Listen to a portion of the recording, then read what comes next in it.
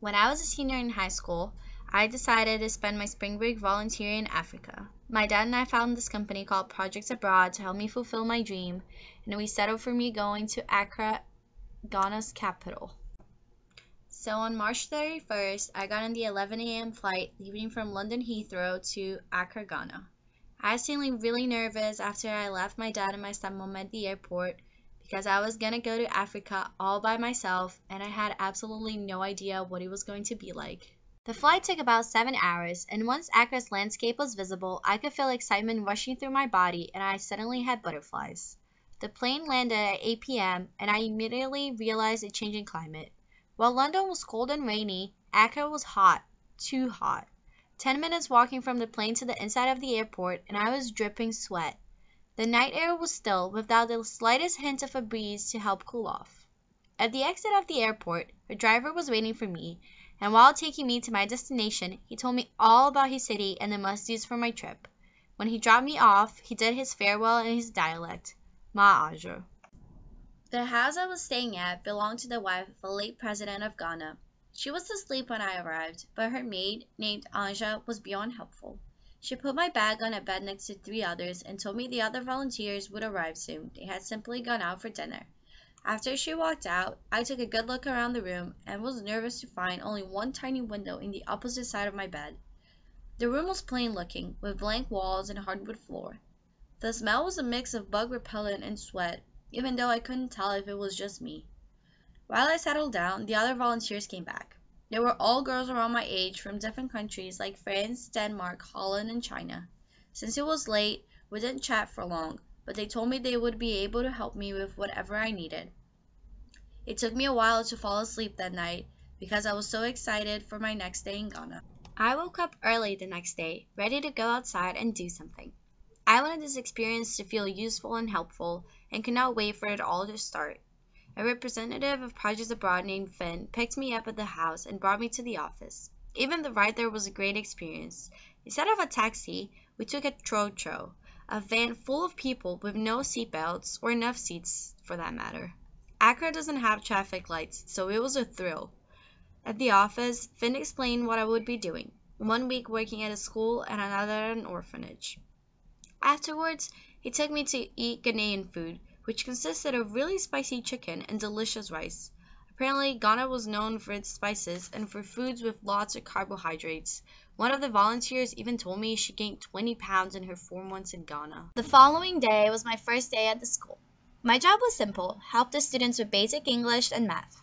When I arrived with the other volunteer named Julia, the children all ran towards us with their hands up in an attempt to hold our hands or to give us the opportunity to carry them back to the school. It was one of the most adorable things I have ever seen and my favorite memory from Accra. The children did it every morning, and we tried to hold as many as we could. Throughout the days I spent at the school, I developed a special connection with this 5-year-old Abigail.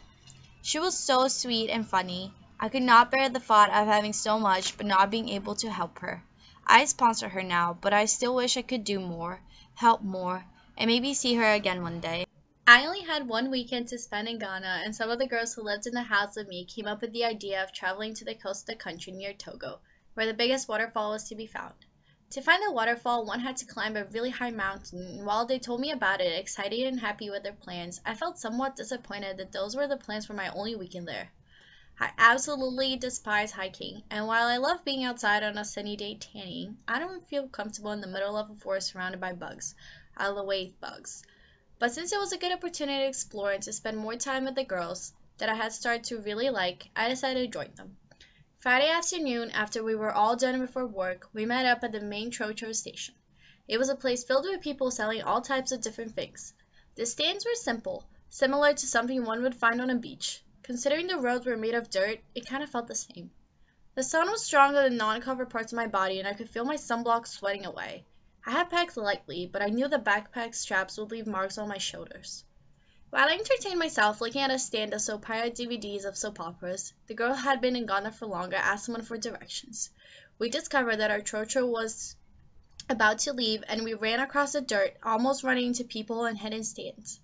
By the time we reached the gate we were supposed to depart from, we found out that trocho was late with no provision of when it was going to depart. We waited for 6 hours. I remember contemplating the difference in habits. While the British were so concerned with being punctual and often getting irritated when their method of transportation was a couple minutes late, the Ghanaians seemed to have no worries about how late the trotro was or how uncomfortable and unpleasant the wait was. Not once did I hear someone complain, with the exception of the girls who were with me and myself. When the trotro finally arrived, we saw ourselves faced with another 7-hour wait, except this time inside a crowded van. Weirdly enough, time did not seem to pass as slowly as it did for me when I was bored or impatient in London or anywhere else. The complete 13 hours it took for us to make the trip were relaxing. We weren't exactly sure where we were supposed to get off the trotro, and we did so in the middle of this road in the middle of nowhere. It was dark, and even though it wasn't the right hotel, we stopped at the first place we saw.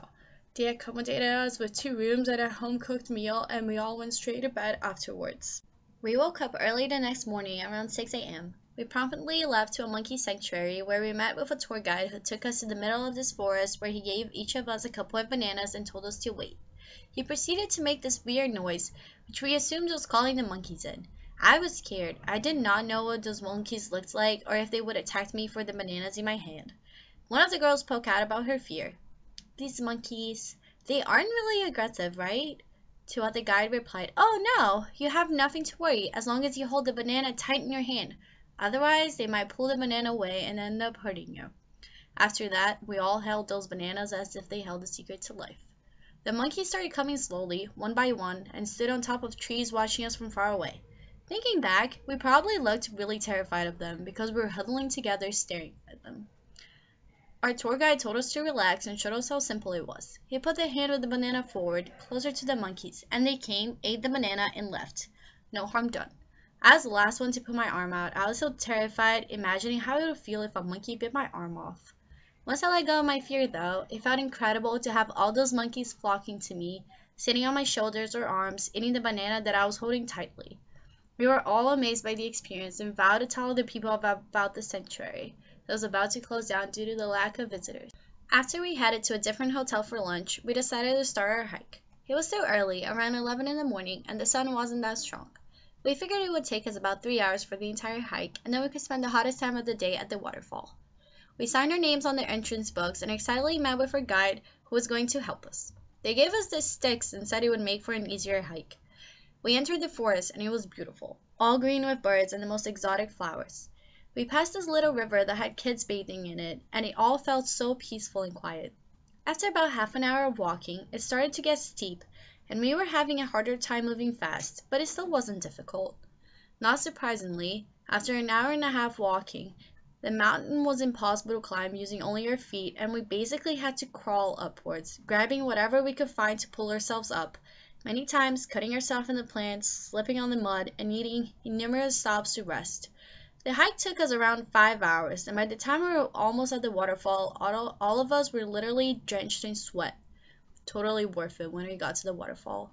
It was beautiful. The water running down with a lake underneath it and a little corner with rocks and flowers where the visitors could maybe have a picnic. I was impressed. We were all thrilled to find it and immediately jumped in the water and took many pictures under the waterfall. After being hot for so long and being so tired, the running water slamming against our backs was soothing. We were there for about an hour and then proceeded to go down the mountain, which did not take nearly as long as the hike upward and was way more pleasant. When I returned to Accra, I started working at the orphanage. The scene was completely different. While at the school, the children were poor but had a family that loved them. The children at the orphanage lived in a mediocre environment with nowhere else to go without a family. It was saddening to see them, and while we had no set schedule, I usually spent from 9 to 10 hours at the orphanage, usually simply keeping the kids company while they watched movies, played sports, or spent time drawing and asking us to read them stories. All the children there were sweet and humble, and I was happy to have the opportunity to be with them, even if only for a week. I usually spent most of my time around the youngest one, and they had this baby who was simply adorable. I remember taking him to play in the tree with some of the other young boys, and he was wearing sandals who weren't comfortable, so he would put his tiny, tiny hands up and say to me, "Shoes, take off," and then he would sit down and put his little feet up. We technically weren't allowed to take his shoes off, but it was just so cute none of the volunteers could resist. After being at the orphanage, I realized how extremely lucky I am for everything I have, especially my family. On my last day there, I went back to the school because they were having a dancing competition with Ghana's #1 hit at the time, Column, and they asked all volunteers who had worked at the school to be there. All the children were enthusiastic about it, as children are over any fun competition, and as prizes we gave them the stuffed animals I had brought with me from London. Since they were my obsession when I was little, I had so many of them we had enough for all the children. It was great to see them so happy with so little, and the day was great in general. I left Accra that night, and it was sad to leave. It was an incredible experience, and I think about it every day. I think about the weather, and about the people who were always so nice, yelling "Obruni" and waving every time I walked by. I think about Abigail and the children at the orphanage. I think about the other volunteers and how their lives are going now after Ghana. I know mine changed forever.